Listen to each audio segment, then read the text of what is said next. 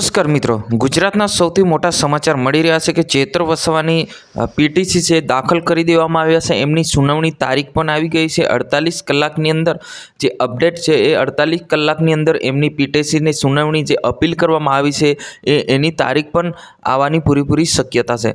વિડીયોને અંત સુધી જોઈને આપણી ચેનલ પર નવા તો ચેનલને સબસ્ક્રાઈબ કરી નાખજો. મિત્રો, તમને એ બતાવવા જઈ રહ્યો છે કે ધારાસભ્ય ચેતરભાઈ વસાવા જે હાલમાં જે એમના શકુંતલાબેન અને અન્ય જે ખેડૂતો હતા એ જેલની બહાર આવ્યા હતા, પરંતુ એમની જે જામીન જે છે એ ક્યારે થશે, આખા ગુજરાતની નજર છે કે ધારાસભ્ય ચેતરભાઈ વસાવા જેલની બહાર ક્યારે આવશે.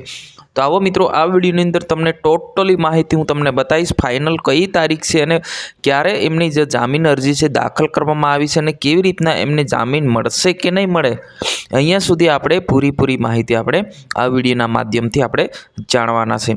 હવે મિત્રો, આપણે જાણી લઈએ કે સૌથી પહેલાં તો હવે જે એમને ચેતરભાઈ વસાવાની જામીન જે છે એ અપીલ કરી દેવામાં આવી છે. એટલે કે 48 કલાકની અંદર જે એમની જે જામીન જે છે એની સુનાવણી તારીખ જે છે એ આવી જવાની છે. એટલે કે આજે 28 તારીખ થઈ, 28 એટલે 1 તારીખ સુધીને લઈને 3જી તારીખ સુધી એમની જે જામીન અરજી છે એ સુનાવણી થવાની પૂરેપૂરી શક્યતા છે. કેમ કે જ્યારે તારીખ આવે ત્યારે કોર્ટ પણ કેસ સમજવા માટે 2-3 દિવસનો સમય માંગતી હોય છે. એટલે કે એને ધ્યાનમાં લઈને આપણે કહીએ છીએ કે જો આજે ગઈકાલે એમની પીટીસી દાખલ કરવામાં આવી છે ત્યારે 48 કલાકની અંદર જે એમની જે પણ અપડેટ આવવાની હોય અપડેટ આવી જતી, કોર્ટ સમજવા માટે બીજા 2 દિવસ એક્સ્ટ્રા લેતી હોય છે.